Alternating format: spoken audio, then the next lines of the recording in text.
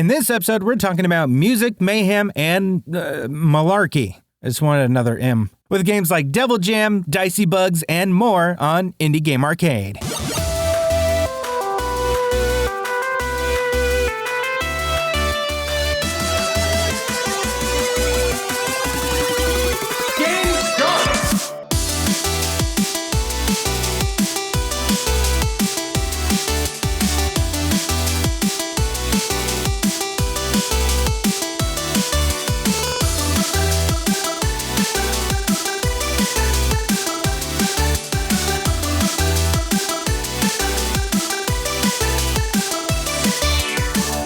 Welcome back to Indie Game Arcade, a podcast that deep dives into the latest and greatest indie games. I'm your rhythmy game rascal, Chris. And I'm your Souls-like survivor, Joseph. Ooh, okay. I like that one. I stuttered on mine a little bit, so it came out a little weird, but I'm going to stick with it because there's no going back. We don't have a time machine. Ironically, no rhythm to your statement about being a rhythm boy. Yeah. You know, only slightly embarrassing, right? Real quick, thank you to everybody who's been leaving reviews for us. Again, if you enjoy the show and you haven't done so yet, do us a solid. Leave us a review somewhere on places like Apple Podcasts, Spotify, Podcast Addict, wherever you can, which will help us out with discoverability, which means we can get more indie games into the ears of prospective players. We also have an announcement. So we're going to move down to, we've been doing 2 episodes a week forever. We're going to move down to just 1 episode a week, at least through the holidays. So we'll be sticking to our Wednesday releases, which will help us plan our weeks a little bit better as we get ready to travel around, see family and friends over the next month and a half and change for all the holiday stuff and just kind of see how things go from there. So bear with us while we make that adjustment and adjusting our format with the podcast a little bit. In addition to kind of like compensate with that, it's probably going to sound a little bit more like our format was at the very beginning of the podcast, because we used to cram a lot of games into one episode. We're kind of going back to that a little bit again. So you're still getting a lot of game coverage. I promise. But we're going to start with our very first game, which is Dicey Bugs. Game start! Released September 12th, 2025. Developed and published by Prodigal Sun Games. Retails for $9.99. And for a quick description, Dicey Bugs is a charming roguelike turn-based strategy game where you control both sides of each battle. You roll dice for your team and manipulate the opponent's dice, recruit cute little bugs mid-fight, and build a squad with custom dice and powerful synergies to roll your way to victory. You brought up last week that this is very much taking kind of a cue from the game that we talked about on the very first episode of this podcast, which was Dice Folk. And it definitely takes a lot of cues, including a lot of very, very similar designs for those dice. But it is nonetheless very, very fun. I got to play a little bit of it today, actually.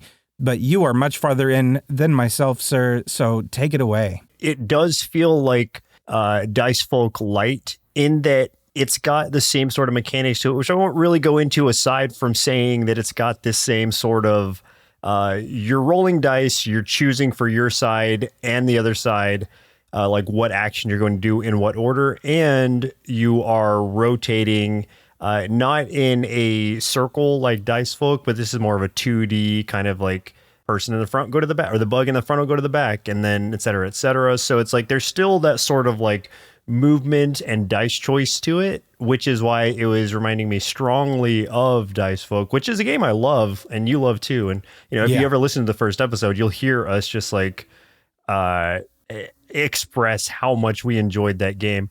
And I would still go back and play that one. And so seeing an opportunity to play a game that was like that, since I had never really seen one in that same format, I wanted to try a Dice Folk like, and that's what Dicey Bugs offered me. And I've not spent like way too much time in it because it is, like I said, Dice Folk Light. There's not, to my understanding, like a ton of extra content like after you beat the run, which I did. I beat maybe my second or third run of it. It does unlock, I believe, a hard mode after that, or like a more challenging like mode that you can play. And there are still like a bunch of bugs I have not caught. And on top of that, there's like shiny bugs, sort of. If you think of like the Pokemon world. Hell yeah. Yeah, and I think they get some extra bonuses to them as well. Not to mention the fact that you can catch like the boss bugs, which are sort of like elite versions of regular bugs. So there's a lot to it if you are just interested in the capturing mechanic of it and like forming a perfect team or whatever. And I'm sure like there's probably a setup that'll make it hard enough to where it's like you're going to need like a really like specific sort of team with an idea of everything that's synchronizing together and all flowing like super smoothly.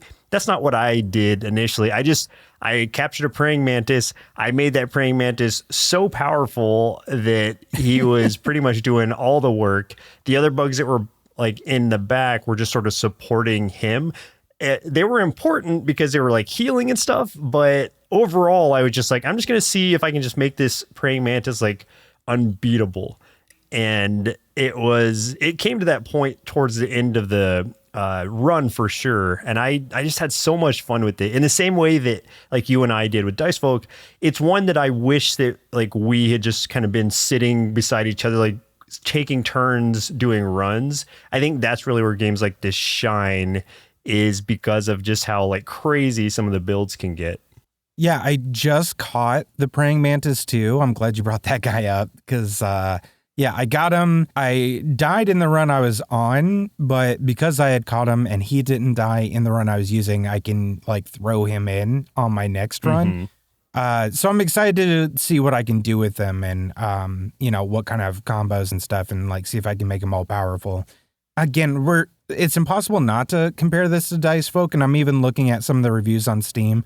And the very like top one immediately mentions Dice Folk within like the first 5 like words of their review. Oh yeah. So it's just like, yeah, it's impossible not to. And not just because the mechanics, again, like literally the symbols on the dice match Dice Folk. Like it's the same kind of, you know, style, which is, you know, fine by me. Cause like I like seeing another game that's like this because I think Dice Folk basically created a different take on a creature capture kind of roguelike that we hadn't seen before. And I remember us talking a lot about in that first episode that we wish there would be like a Pokemon game kind of in this vein. Not that we actually need Pokemon to do it, but what we're really asking for is more games kind of in that sort of style because it works really well. It's a very, very good mechanic.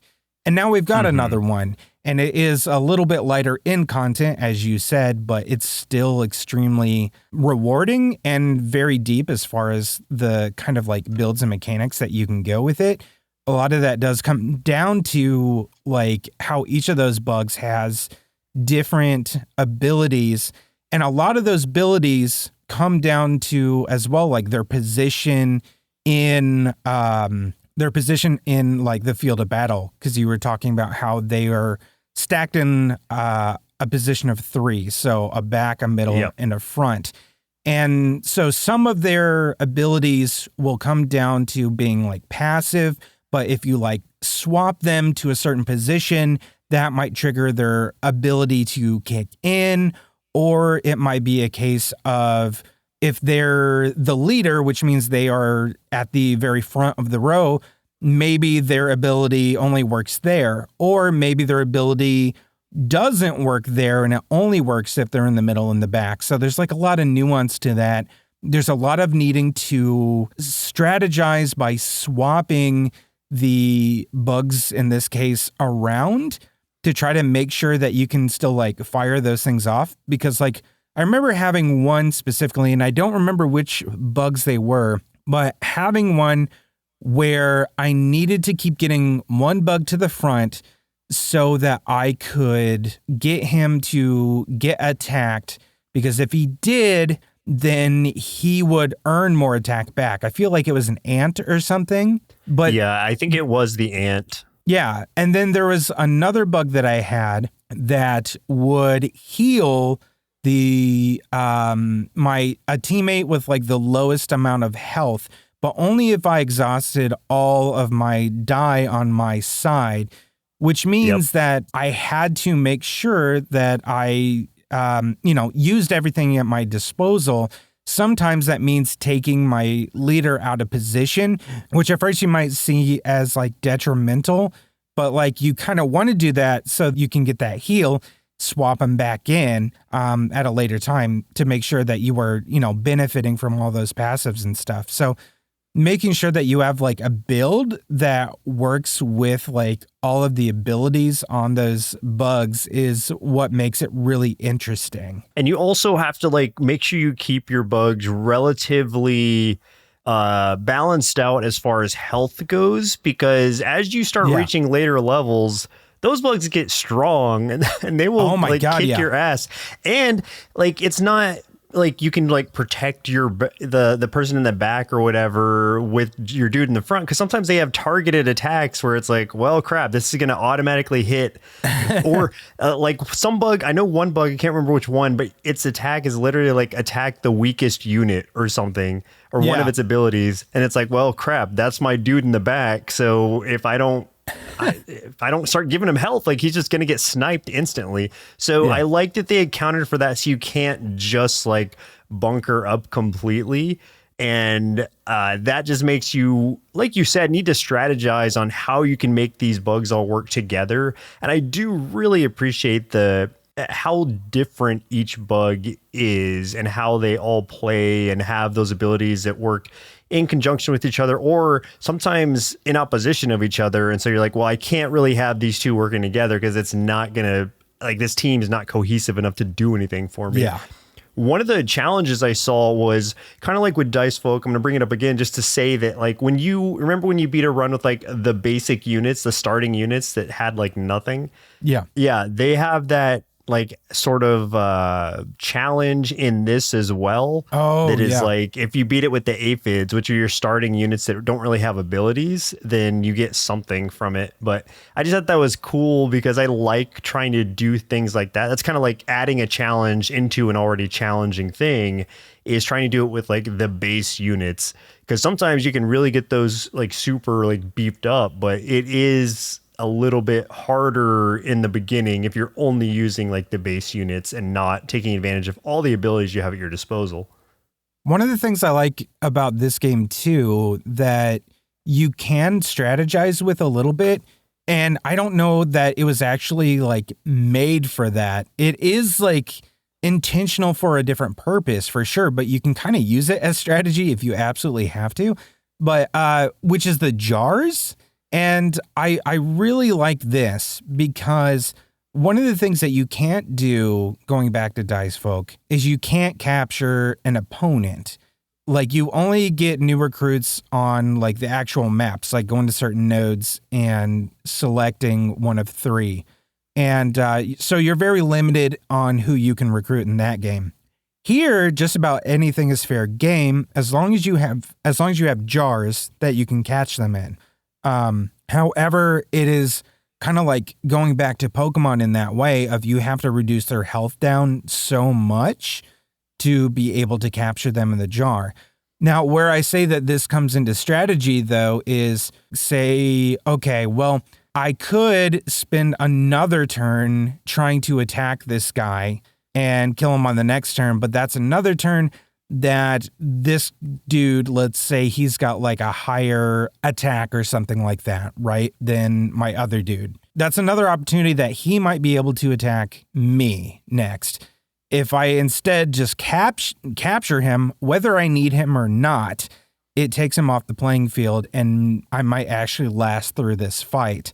The caveat to that, though, also is that it still is beneficial to you in the long run, because then you have more bugs that you can possibly recruit to your team on your next run, because they kind of go into this little, I don't know, in my head canon, it's like a little liminal space, but I think you're putting it into like a cabinet or something.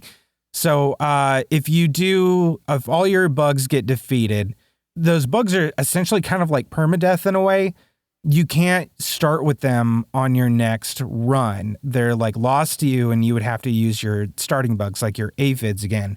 But the ones that you captured, those ones you can swap in, which would be super, super helpful.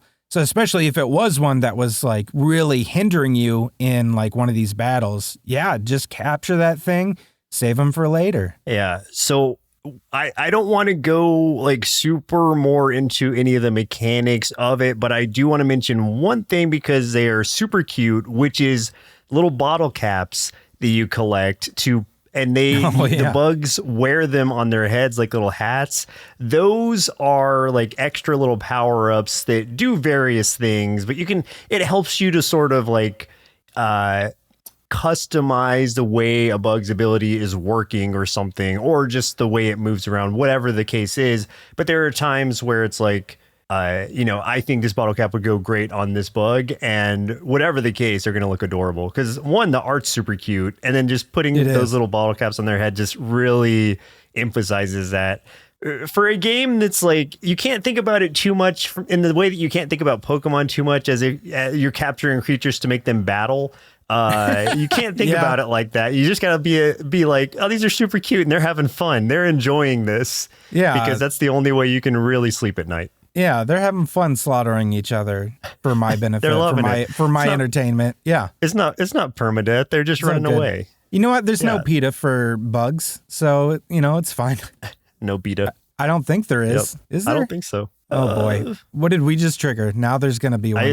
I assume what is a bug person called? Is it like an entomologist or something? Oh, I was just going to say a freak. No. I think it's an entomologist. Yeah. Well, I assume they would want to have words about these bug battles. Well, I don't know. I don't want to. We're not going to listen to you. We'll just like be like, you know what? Just go play Kabuto Park and we'll talk to you. Well, never mind. They fight there too, but not to the death. Yeah.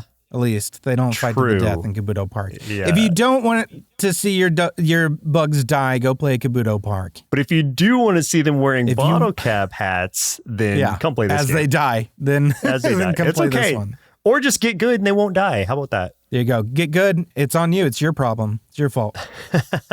New game. Let's talk about our next game. This is Devil Jam, which was released on November 3rd, 2025, developed and published by Rogueside Games, retails for $7.99. For a description, this is a survivor-style roguelike where you have signed a contract with the devil and are dragged into hell to jam and fight your way out. It's where music meets mayhem. You are armed with possessed instruments, fighting off waves of demonic fans and rivals that stand between you and your legendary rock status. In a lot of ways, reminds me of a Vampire Survivors meets Hades kind of game.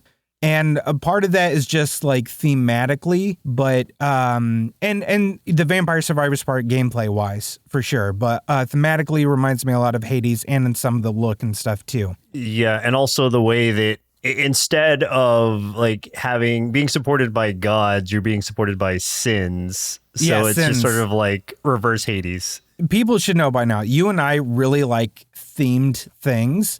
Especially when it's like themed with some sort of like numbers or something. So like having like the 7 deadly sins as like the themes that are like throw zodiac signs at me, throw the 7 deadly sins, just give me something cool. Having them be the ones that are kind of like granting you your boons or whatever, their blessings or curses kind of in some of these cases. That is really, really cool to me. I absolutely love that. The Hades equivalent is literally the devil in this one, which is interesting. 100%. I think the big thing here, because it is like a Horde Survivor kind of game, but like the thing that stands out to me really is the way that you stack your abilities. I think that is like... I really like that. Yeah. That is so interesting. That was something I didn't wrap my head around in my first few minutes of playing. I was like, what does this mean? And then like my second run though, I was like, oh, now I get it. Now I can like make sure I stack all these cool buffs on this one ability or something to make it just a mega ability. And it's just really interesting the way that you set that up in the same way that I liked that one Next Fest game. Oh my God, the like magical girl kind of take on Dante's Hellmaiden, yes. That had like that interesting card setup. It's not like that, but it's a way where it's like giving you agency in choosing your abilities. Like you're not just choosing them and being like, okay, that stacks, that stacks, that stacks. That's not just like that sort of default thing. It's like, okay, I've got this ability, but I also have this other power up thing that can like make my projectile or give me more projectiles or more area of percentage or whatever to make my attacks larger. Things like that, where it's like, they take up a certain amount of space on your grid there, and you can see like where that's going to overlay. So you just kind of like have to strategically place things in areas to make them like most effective to the most of your abilities, and also decide like, okay, I only want like 3 or 4 core abilities, and the rest I'm going to just throw into buffs to make sure that I am like really powering everything up and not just becoming like a weak jack of all trades, you know? Yeah. So how this is set up is you essentially have a 4x3 grid. So thinking about from a music perspective, 4/4 time. So going along that 4x3 grid, your attacks are going on each beat and then looping after beat 4. Every time you pick up a new ability, you are assigning it to one of those 4 columns, which goes with one of those beats. So like if you, pick up something that shoots kind of like a fireball or something like that, you can choose whether that happens on beat 1, 2, 3, 4, and then you pick up another ability. Maybe it is some sort of throws a whole bunch of heart discs that do damage. That is a thing. You can put that, maybe you want to put that on beat 3 so that you kind of have a little bit more of a spread before you fill in like beats 2 and 4. Now, I was saying 4x3 because you have like a top, a middle, and a bottom as well. So you can stack other things on top of those abilities that you're already doing. However, as Joseph was kind of talking about, there are a lot of abilities and things that you can pick up that are actually like buffs or things that just create synergy with other attacks or other abilities and stuff that you have going on to just buff your character overall. And yeah, those, when you kind of go to place it on your grid, it will kind of show you sort of like where it would take effect. So let's say I get this one that's going to enhance the critical damage by like 10% for whichever ones fall within the range on my grid. And it is like, it'll show kind of like a little ghost, sort of like an opaque square in like the cell above, the cell to the left, the cell to the right. So it's like, okay, if I strategically put that, if I already used the middle 1 and the middle 3, if I put that one in the middle of 2, then I'm buffing both my 1 and 3 already. And then I could get another attack and put that at the top of 2. And then I'm buffing 3 of my abilities like right there. So like 1, 2, 3 are going to be super, super powerful. There's a lot of stuff like that. And that is where the strategy is really interesting and unlike anything I have seen in any of these games so far. Yeah, it's got that really cool sort of mechanic to it, but it's also visually appealing. Like it just is really nice to look at. As far as like one of these games goes, it is really nicely produced. Like the art is fantastic. I love the way the characters are all drawn and everything. Like whoever the artist was for this, like did a fantastic job. And it's just cool seeing those sins like just appear, and like they all have really unique like takes on them too. And like it goes a lot into like heavy metal and like rock, because like that's sort of like the theme. It's like Devil Jam, and you know, by proxy are like musicians. I was gonna say magicians. You're musicians, and but you're like demon musicians in some way. And you're working with the 7 deadly sins. Those are, like I said, your gods. So you're getting buffs from them, and you can mix and match where it makes sense. But of course, like it usually benefits you to like stick a lot with one, just to sort of like really power up. Like for instance, I think Envy is the like Gorgon, like Medusa looking one. And she is sort of like poison specific. So if you want to make a poison build, like you go with her. Then there's Wrath, who's like just some cool rockin' demon dude. Yeah, he's my favorite. And his is like fire stuff. So they all have really cool, interesting abilities. And I've seen some reviews for this game. It's just like one of them was just like, this game is boring, like, but I can't return it because I played too long. It's like, oh no. Are we playing the same game? Like, I think as far as like a Survivor game goes, this is like really fun. Like, I'm having a good time with it. I have beaten a run of it, but I haven't even unlocked all three of the characters that I've got two. Well, I've got, you start with the main guy, and then you unlock Amy after that. I haven't gotten the last woman, but either way, I'm still having fun with just that and just experimenting, because I don't even think I've like seen all the sins yet either. So it's like, my experience has been really positive with it. I don't know that it's something that I would just sit and play for hours on end, but just getting a run in and just like, I've felt pretty good about like a run or two at a time. I think like a full run probably takes you around an hour, like any of these games would if you were doing a full like roguelike run. And I had a good time with it. So I don't really understand the negativity towards that. Maybe there's not a lot of like, I don't know, in-game content to it, but I know there's what you would expect from a game like this, which is like hard mode after it. Like, you can increase the difficulty of things. You've got a lot of abilities to play with. You've got, like I said, or like we were talking about, the whole like skill thing that you're just customizing to like really sort of hone in on your build. So all in all, I think it does a really good job of trying to pull off what it's trying to pull off, which is just being a really cool and fun Horde Survivor game. There are a few reviews that are critical that I do understand where they're coming from. And I will agree with to a point, just on one aspect of the game, and only this aspect alone, is that it is incredibly light in story. But to play devil's advocate there, so is Vampire Survivors. Devil Jam's advocate. To be Devil Jam advocate, yes. And like, there's a lot of Horde Survivors that are very, very light in story. I don't want to speak for anybody and say, well, yeah, this is why, and you're wrong for it, because I do understand it to agree, and I do wish for more from this game also, is that coming from that idea that this does give off a little bit of an aesthetic, a little bit of a feel of a Hades, just in the way that it's like built out with like that central hub. You've got like characters there as far as like the merchants and stuff. You're working for the devil. It's a very interesting world with very interesting characters and stuff in it. But there is not a lot to get to know about those characters.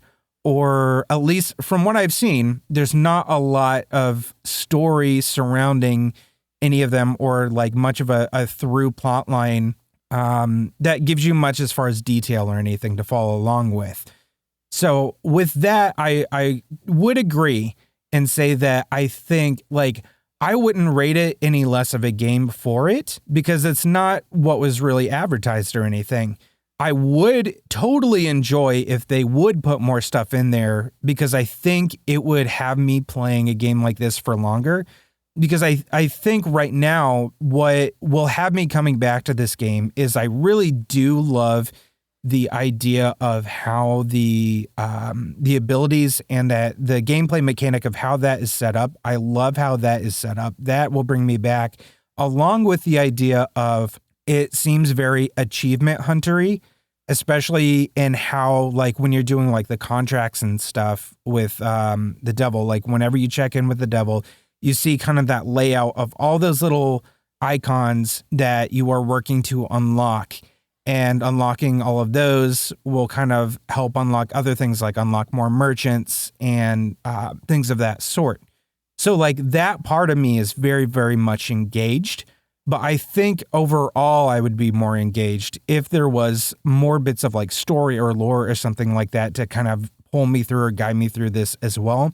Because I do see this as one that without that, someone like myself could fall off of. Yeah, to me, it's interesting that you even say that, because I know you've spent like, I'm gonna go far enough to say like 100+ hours on Vampire Survivors that has no story just to unlock the things, the peoples and whatever. It's got some story. Well, the thing that Vampire Survivors has, and we were talking about this with like Megabonk too when we got about that, Vampire Survivors is littered with secrets. There's like so many things in there to find that like you can't just like go in and play a run and find. Like, it encourages lots of replaying and experimentation and exploration, where maybe that is in this game, but I don't know yet.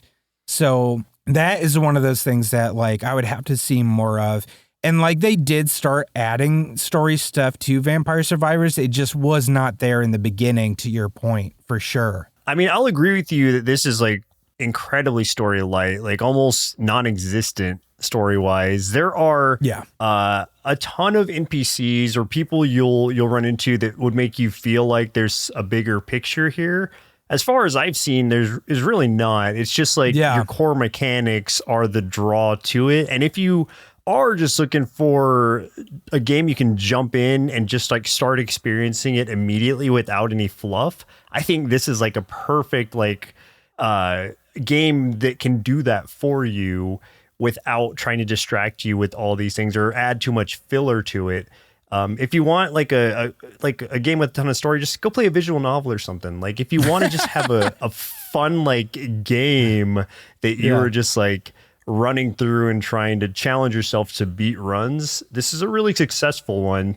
The only qualm I have is I just wish there were more like levels to it or like some variety. It's because it's really just the one level that you're playing for upwards of like an hour if you do a full run, or at least 30 plus minutes. Like I don't think it's an hour even, but like no, I wouldn't say so. The draw to it is because like you said, the Devil's Contracts all have there. If you look at like the book or whatever, after you're done, there's all these different like things you can unlock that have to chain off of other things that are unlocked. So there is a draw to achievement hunters, if you want to put it that way, achievement hunting, but it's like, will that carry you enough to play the same level over and over again?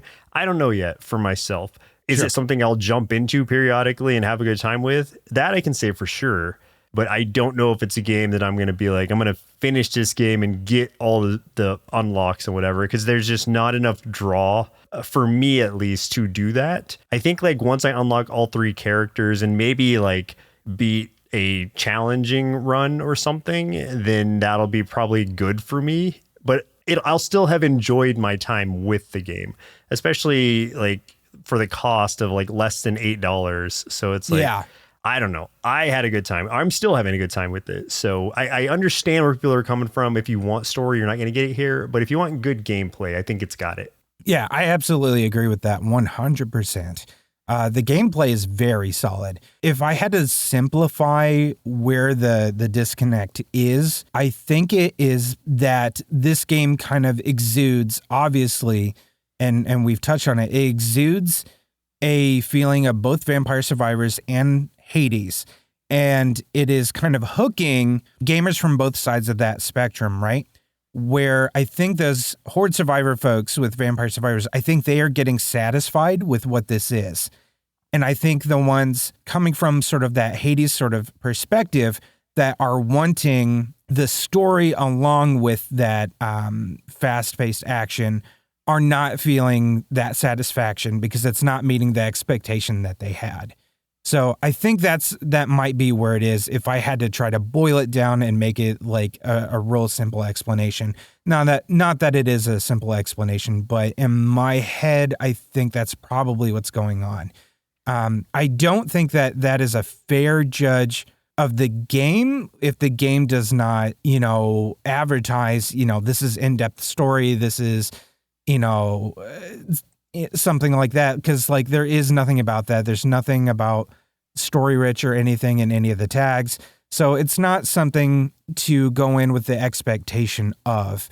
I think it's just like people are just wanting that and they're not finding it. But again, the gameplay is so solid that, like you said, if that's what you're here for, that's what you're going to get. I kind of think it feels like an early access game because it just feels, even though they have the mechanics down, the content is maybe a little light on that side of things. Yeah, but I can see again, that. for less than $8, it's like it's enough for me. Sure. I'm hoping that they come out with DLC. That's what I'll say. Like I have enjoyed it enough to where I wish there were more to it. So I will gladly, hopefully not pay for that, add that DLC to my list. But I would also pay a couple bucks for it if I needed to, because if they just kept this going, it'd be something I would jump back into periodically. Sure. I'm really glad that you brought up the idea that this feels kind of like early access. I'm going to bring up a notion like that later on in the episode, and we'll see if I remember it. If not, someone call me out on social media later and be like, you idiot, you totally forgot. And then there was no full circle moment. Hopefully we'll come back to the full circle moment, but we'll see. Power up! Hey, if you're enjoying this episode so far, do us a favor and throw us a like, a follow, share the episode of the podcast with folks who love indie games so we can get more of these game recommendations out there and support indie game devs. We also have our YouTube channel at youtube.com/nerdsloth, where you can catch us playing more indie games, or check out our top 5 and top 10 series for even more indie game recommendations, because we believe there's an indie game out there for everyone. Combo! Let's talk about some other indie games that we've been playing. We were just talking about like a music-based one, so I would love it if you could follow up with that other music-based one that you've been talking about to me. Oh, yeah. I want to preface by saying this is a game that came out in February of 2025, and I just completely didn't even know about. Maybe I had like seen something about it, but it felt like it didn't have enough of a push for me to ever pick it up. And also, like, there was a lot going on in my life at that time, so I was distracted. Yeah. But now I've come back around to it based on a sale that was going on. Rift of the Necrodancer, which is obviously in the same franchise as Crypt of the Necrodancer, which is a fantastic game in and of itself. But this one is a rhythm game in the same way that something like Guitar Hero or Rock Band is, where it's got your chords where you're hitting the notes as they come down, but the notes take the form of monsters, and all the monsters react differently to the way that they are coming down the chords. Like a green blob is just a single hit if it's on beat. A blue blob is 2 hits. So you have to hit it, wait a beat, and then hit it again. And then there's just a variety of different creatures that all react differently to the way that they're coming down the chords.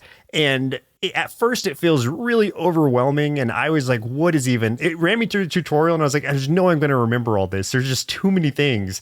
But the more I played it, the more I was like, oh God, this feels really good. And it's so satisfying. As you see like a red bat coming down, you're like, okay, I know that thing's going to jump left, right, left. And you've got it in your head before it even gets to you. Oh man, it feels good to just like conquer those and get like an ace a song or something, like an S+ on a song. What a good feeling. And so I'm going to say, even though I haven't played a rhythm game in a while in the same style of Rock Band, Guitar Hero, whatever, which I used to really enjoy, I think this is probably the best rhythm game I've ever played, or my favorite personally, at least, just because of, one, the aesthetics of it, and two, just the unique take on the whole rhythm type of gameplay, making it feel like a battle and not just like circles that you're hitting at the right time. It is just so fun, and so much so that like I played the demo of it because I was like, well, let me see how this is. And I was sold on it after like a song or two. So I was like, okay, well, let me pick up the base game. That thing's like $12, $13 because it's on sale right now, down from $20. So I'll just pick up the base game. And then I looked at it and I was like, well, should I pick up the base game only because there's also the Shovel Knight expansion, and there's like a Hatsune Miku expansion. There's so many. A Pizza Tower expansion. So I'm like, well, maybe I'll see if I can just grab one or two of these. It's like, oh, well, those are like $16 a piece. Okay, well, what is it for like everything? Oh, okay, well, that's cheaper if I just get it all. So I just got everything. Oh my God. Let me just, spoiler alert, like I just picked it all everything. up. And I bought the whole thing. I bought like the ultimate pack. That was I think like 48 or something, but yeah, it's 48 still cheaper. on sale. Yeah. Yeah, still cheaper than like a base rhythm game like Rock Band or something, used to be at least. And I got so much content with that. I've played through all the Shovel Knight songs. Those are so fun. It's just so cool. Like, hearing those songs, one, the music just fantastic, and two, just getting to play it in this format is just so cool. I've just been playing on the like medium setting. I haven't like got good enough to do hard yet. I'll get there, hopefully. Get good. But even if I don't, like, I'm just enjoying my time with it as it is, and it still has a good challenge to it. And there's this whole story mode attached to it too that I've been playing through partially, and that has mini games added to it as well. Like, one of them was a yoga class where I had to like match the yoga I poses. saw that. But also with like the same kind of like buttons you're using to hit your chords as well. I did one that was I was helping this guy during rush hour at a fast food restaurant. So I was having to like put the meat and the lettuce and everything on the burger in the right order. It just makes it so fun. Even if you don't think you like rhythm games, if you try this one and you don't like it, then that feels like a personal flaw, because this one is a really fun game and just so visually appealing and just super cute too. So high recommend. Yeah, it's also got like Celeste as one of the ones that you can get music for. Celeste is like one of the best soundtracks ever. So good. So I'm excited to see if you end up doing that one. Also, like, I do want to say too, that if you're listening to this the day that it comes out, today starts the beginning of Transgender Awareness Week. We actually did a video over on our YouTube of a bunch of indie games that were all created by or for trans folks. So you should go check that out. Each one of those games that we did are like 10 out of 10 games. The games are good. You should check them out. Celeste is on the list. Hence the caveat. The tie-in. Yeah. Yeah. Hence the tie-in. New game. Let me talk about something completely different that has nothing to do with music. This is called Service with a Shotgun. This released on November 6th. Developed by Nolan Van Sickle. This is a mashup of visual novel storytelling and chaotic wave-based shooting, where you are the last person managing a roadside shop during the zombie apocalypse. So you have to serve customers while fighting off waves of the undead, keeping your business alive in a world gone to hell. This was the visual novel that I was like, Joseph, I might have finally found one for you. Maybe. Did you try it out at all yet, or are you waiting? Yeah, I did try it. I played through the first chapter of it. Okay, hang on. Let me put both feet flat on the floor. I need to just take a deep breath. All right. How'd you feel about it? I think it was a really cool, like, creative endeavor. I think it's interesting. And I think if you're a fan of visual novels, like, this is going to be super appealing to you, because it has that going on for it, where it is important that you listen to what the people are saying to you, because that does come up multiple times, and it ties back into you being able to more efficiently kill zombies. The actual, like, mechanics of it, the first person shooting of it is a lot lighter than I expected it to be. I put it on the hardest setting that I could put it on, just to make it a little more interesting. Good. And I in my mind, I'm just feeling like it would just feel like really like you're just reading a book if I didn't have it on the hardest setting, because even with that, it was interesting because I had to jump back and forth a lot to like hold on, like, customers there, hold on, zombies, the customer's here, or hold on, customer, there's ton of zombies on my ass, I need to like take them out. Yeah. The way that the FPS portion of it works, the shooting portion, it visibly it looks like sort of a Doom, or even you could take it back down to Wolfenstein or something. Yeah, I was thinking kind of Wolfenstein in a way. Yeah, in the way that it's like the really like pixelated gun just firing, but you don't aim per se, and that's the part where I was like, oh man, like I wish I had more agency in that. You move over to the left side of your screen, and that's where the zombies are coming down this trail, and then it just kind of locks onto them individually, so you just kind of pull the trigger, wait until it's dead. It moves to the next one. You pull the trigger, wait until it's dead. And I'm oversimplifying a little bit, but not that much because that's not like the primary reason for this game. The interesting part is the story, everything going on outside of the zombie apocalypse. So this is more of an add-on to it. And it literally tells you when you set up the difficulty, it's like, do you want a visual novel? Do you want kind of a balanced experience, or do you want like an action game? And that's what I went for, was action game, because that was the hardest setting. Yeah. And I could see like what they're sort of going for with that. I just wish that it was either more intense or it gave me the ability to aim around so I could feel like I was making these shots or I was failing in hitting the right zombie or the zombie where I needed to. So that I guess like I just don't feel like the stress was high enough for it to appeal to me in certain ways. Is it the closest I have gotten to finding a visual novel that you've enjoyed? Potentially. I mean, I did play through like 30 something, 40 minutes of it, or however long it took to complete the first chapter. Hell yeah. We'll call that a win. We'll call it a win, folks. We did it. I'm not trying to take away from the game at all. I think it's a really cool game. And especially like if you are fans of this type of genre, like it's got so much going for it. And the story just seems really interesting. And it's very like lighthearted in the same way that it's funny. Like, it's funny, and it's also like, but it's also like post-apocalyptic. So it's like a blend of those two things.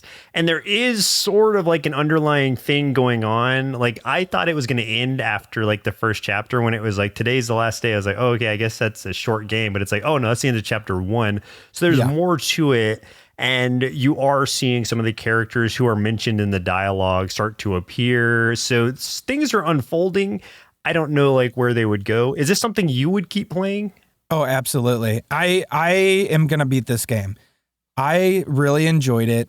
To me, it feels kind of like almost like Mad Max meets The Walking Dead in different, like there's different parts of Mad Max. Like it's not nearly as insane as Mad Max, but if you kind of mix the two a little bit, make it a little bit of a comedy and put yourself behind being a store clerk within that. That's what you've got for this game. There's so much funny stuff to it. There's a lot of personality. And then there's just something really funny about being at a cash register and somebody just talking your ear off, trying to tell you about like how they broke up with their boyfriend while there's this zombie like approaching, and you can see them through the window getting a little like shambling a little closer, and you're just like, come on, hurry up, finish your story. And then you're like, okay, fine. And then you just like pop out the door and shoot the zombie real quick and then pop back and, finish whatever the person was saying. And what I like too is at first I skipped quite a bit of the dialogue because I was just like, okay, I want to get to the zombie thing. And then I was like, okay, shoot zombies, started running out of ammo, got to buy more ammo. Okay, wow, I don't have a lot of money. Go back. And then person asked me a question and I'm like, oh man, I have 3 choices. I don't know what I'm supposed to say. Okay, I'll just pick this. And they're like, were you even listening? And then I didn't get much money from it because it was like, obviously I was not paying attention to it. I love the idea that this game knows there are players that are going to completely ignore what these people are saying, and that is going to have an impact. And I think that's you won't hilarious. be able to survive that way. You cannot survive without listening. So it is interesting from that perspective. I wish that there were more pressure on the dialogue side too, where it's like if you take too long on the zombie side, like the customer just leaves or you start losing money or something. Just something to like punish you, because right now it's there's nothing. Like they'll just wait there for you while you kill every zombie on the screen. So the zombie side, there's pressure, but the customer side is just like, I'll wait. I have all day kind of deal. And so I think like if they had done that on both sides, then maybe it would have been more appealing to me, just because it would have been pretty difficult to balance all of that. That's where I could find it appealing to myself, at least. Yeah, I will agree with both of those points, because I think those 2 points would turn this from a game that I think is good and a lot of people would enjoy to a game that completely changes the genre. I think it needs to be the time pressure needs to be there. And I think that you need free aim when it comes to the weapons and stuff. because that will add so much more, one, skill and agency, and a lot more of a difficulty spike there. And so that when upping that difficulty, you will actually feel it. So yeah, I 100% agree with that. I think that is very fair. But yeah, regardless, I really enjoyed it. I think if you do like visual novels, if you like zombie stories, this is a game to give a shot to. I think you'll like it. It's got a, small price point, so why not give it a shot? Yeah, I'll definitely I would give this like a recommend too. Even if it's not for me personally, I could really see people enjoying this. Yeah, it's less than $7 on sale right now for $5.69. So why not? New game! Okay, I played so many games this week, but I'll bring up a couple because I think these are the ones I really want to mention. Did you ever play Spore? No, but I know what you're talking about. That's where like you make the creatures and stuff, right? Yeah. But this one is like if Spore were like an open world, sandboxy, almost Metroidvania-esque type of game. It's called Strange Seed, and it just came out on September 26th. I played the demo of it, and it sold me because of just how weird it is and just how unique it is. Is it like a fantastic story-filled game? No, but again, that's not what I look for necessarily. I just mechanically, this thing is wild in the way that you are. I think you're sort of just a blob, and you're just kind of taking on the form of creatures you're encountering, but so much so that you're mixing and matching different parts of the creatures. You get to color them based on like different skin things you find. You can add different abilities to the creature's abilities that they already have. For instance, like I had a tail that made me jump a little higher, but then I found something that let me like enlarge that tail to make it even bigger. And so that was something I was able to add to it. The way it balances it out is like you only have so many resource points that these things go to. So it's like I can't just like use all the most powerful things all together because that would just take up too much resources. But if I find a fun balance of it, then it's like, okay, now I have fast feet because I'm using like lizard feet. And then I have like an ostrich sort of head. So like I have a good stretch, and then like to my attack. And then I have like a tail that lets me balance because it's like I don't even remember. Maybe that was a lizard tail also. But like that was just in the demo in like the first like 30 minutes of play or so.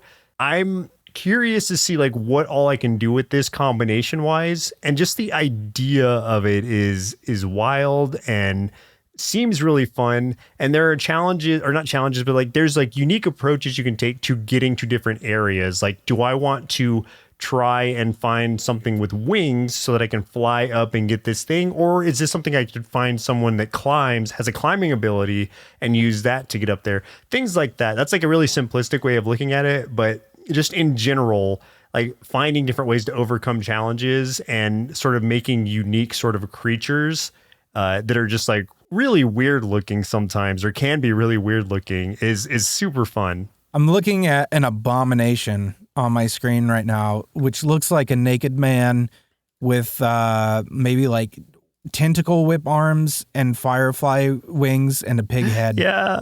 And I am deeply disturbed. But also horrifying. Somehow incredibly aroused. Like, I don't know what it is. I know. I'm going to have to, in fact, I'm going to talk to your my therapist about this. I know. I'm texting her right now, to be honest. Like, like, listen, I'm sending her a screenshot and I'm like, we're going to have to talk about this one. So, yeah. I just wanted to bring that up because it is just one of those really funky, creative games that has like a really fun sense of humor to it and seems like it would have just a lot of replayability just to try stuff out. It's sandbox in like the most general way I could put it, because you're just literally out there playing around and having fun. I love that. Coincidentally, Strange Seed is also what the daycare calls my daughter. So. Is it the lizard tail and pig head? Yeah, that's what it is. It's the wings too. Oh yeah, forgot about the wings. New game. Okay, one more game I want to bring up real quick. This one surprised me the most, so I'm bringing it up last.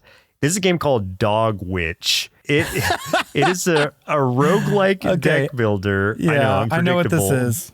But it's super cute and just has a really funky kind of sense of humor to it. But it's also pretty challenging, or can be, in the way that you're mixing and matching like your little, because it's not like a deck builder in the sense that you have a ton of different cards. It's like you have different cards you're putting in different slots that you have, like your book slot, your wand slot, your necklace slot, things like that. And so it's just different things that are kind of interchanging around. You can just make like really kind of creative builds with this too, like rat minions that have like a sniper rifle. I'm gonna really like try to build those up as much as I can so that I have like, because like the more that I increase that, like the bigger the rat minion will get every time I draw that card.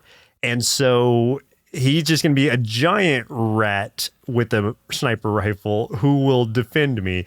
And you can also like customize the way your dog looks. Of course, I made it look like my dog Marco, and it's just it's got a cute style to it, but also like has a good amount of challenge to it. I don't know how in depth it goes. I just played through the demo, but I had a really good time with it, and it's one I'm going to pick up for sure. It just came out on not May 30th. That was when the demo came out. The game just came out yesterday. Yeah. November 5th. Which was what day? November 5th. Yeah. So I played the demo. The game's already in my cart. It's $8.99 right now. I had a fantastic time. It was much more in depth than I expected it to be. So yeah, a definite must for me. It looks hilarious too. Like I knew this specifically not from the gameplay, but I knew what it looked like just from like social media and stuff. So I knew what to expect. That's why I laughed out loud, because I was kind of wondering if you were going to get eyes on this at some point. I'm really glad you did. Me too. Yeah, I wasn't going to get a chance to play it this week, so I'm glad that you had jumped into it. So yeah, that's exciting. Yeah. So I played a couple others, but those are the two I really wanted to highlight because those are the ones that were kind of the most surprising to me. Final round. Hey, what other indie games do you want to talk about real quick? I remembered my full circle moment. I want to talk about this real quick. I don't remember why it was a full circle moment all of a sudden, but I remembered something that about there was early access. There we go. Okay. Thank you. That will prompt me to remember. Do you think that Steam should have higher, like a higher quality or a more in-depth look at what games are like 1.0 releases? Yes. I 100% do think that. Yes. Perfect. That leads me into the game I'm going to talk about real quick. I figured it would. Go on. There's a game that I was very, very excited about. It might have the worst release I have ever seen a game get on Steam. It has opened to mostly negative reviews, and I'm so bummed about it because this game has been in development for years. And from what I've seen, and I even watched like some people like doing gameplay of it and stuff on YouTube, and like the amount of problems are so evident in it, of like things glitching out, things clipping, things disappearing. It is rough, man. Yeah, I went to the sad. page. Dead static drive, mostly negative. That's unfortunate. This was a game that was supposed to be like sort of this idea that you get you're in this world, you are trying to find your parents in this world that has been like sort of let's say like a Cthulhu or something, like Eldritch God has come into being within this world, and like things have gone awry, right? There's like creatures and stuff that pop up and stuff, and you are having to go along this road trip to get to your parents and hopefully find them safe. That's like the main premise, right? But like there is no tutorial in this game. There are no key bindings. There's like really no onboarding whatsoever. You just kind of get plopped in, and there's nothing to tell you how to play anything, which I think for some games that kind of works as long as it's like you do something and it corrects you. This is not that case. And from what I understand, from what everybody's sort of saying, like even though it looks really good for the most part, like, and I love the aesthetic of it, is like the game feels very lifeless. Like NPCs just aren't doing anything. Mobs aren't doing anything. Like you could have a group of mobs. You might attack one, and only the one you attack is going to come after you. The rest will just stay there like nothing happened. Everything is very sparse. You could drive through all these cities, and there's like literally no reason for you to stop and explore, which is like I think the thing that everybody was like hoping for, like the whole point of playing the game. So and as a 1.0 release, it seems like what this is really an alpha version of a game.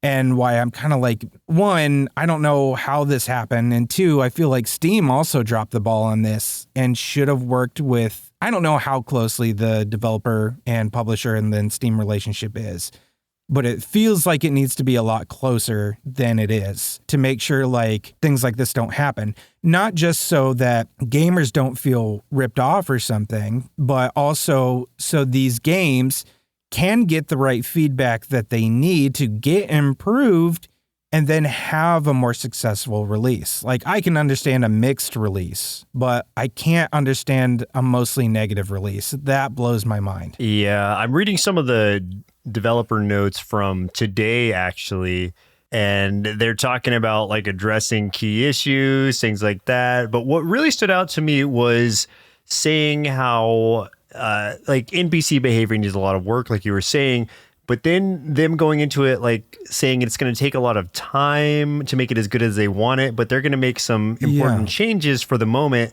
which means like this, to your point, feels like an early release of something, an early access. Releasing it as a 1.0 while it's still in development, that just feels very like just icky to like do at the very least. If the intention was not to just like take advantage of players, which I'm sure it wasn't, it just comes off that way if you're not even done developing a game, but you're releasing it as a 1.0. Which feels even worse when you see like the price point is $29.99, which is a very high price point. Wow. Yeah. For an incomplete game. Yeah. Yeah. For a game that, I mean, to some people's point, is barely functioning. Like the UI is fairly unusable. I know one person said that to, adjust the resolution on their monitor, you hit the thing to try to select your resolution, right?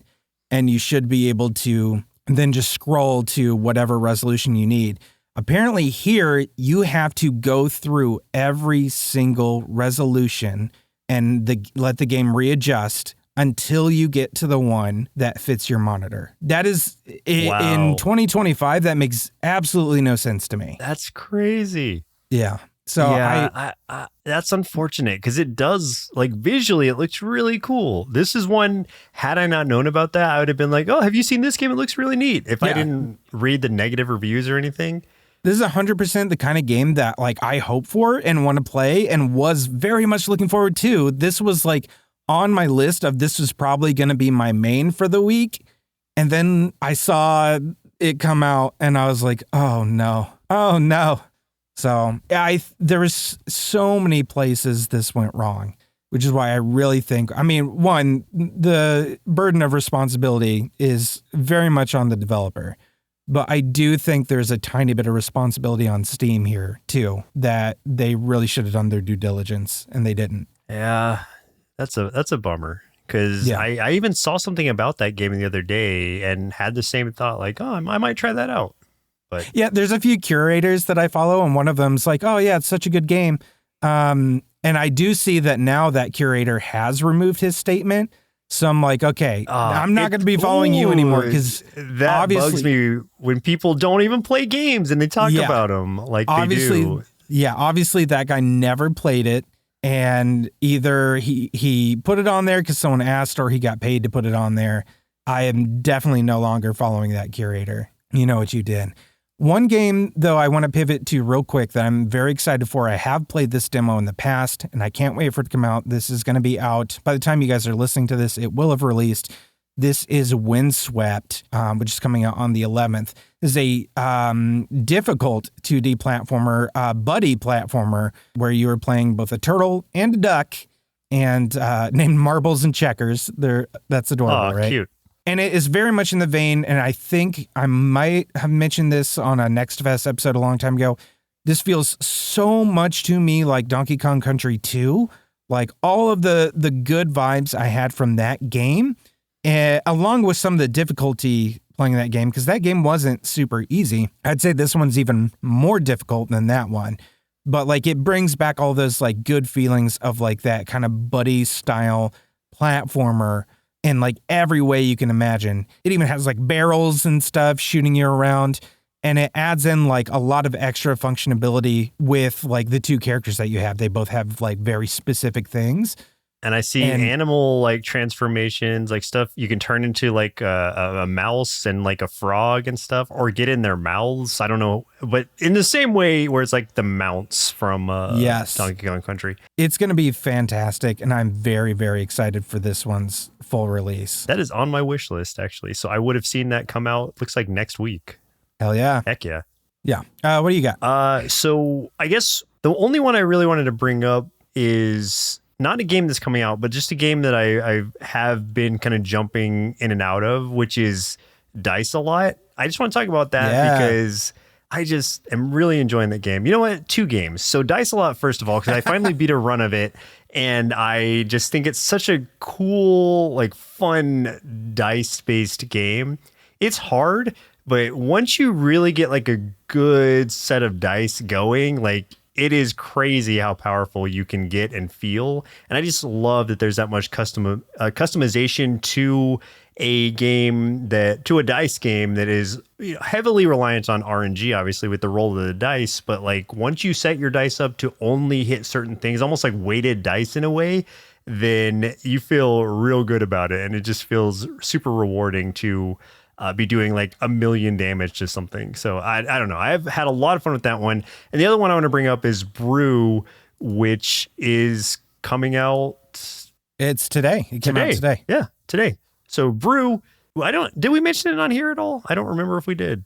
We mentioned it. I think we mentioned it last week. I think so. Okay. Well, I just want to say that I have beaten the first boss of it, and I think it's a really fantastic like action roguelike game.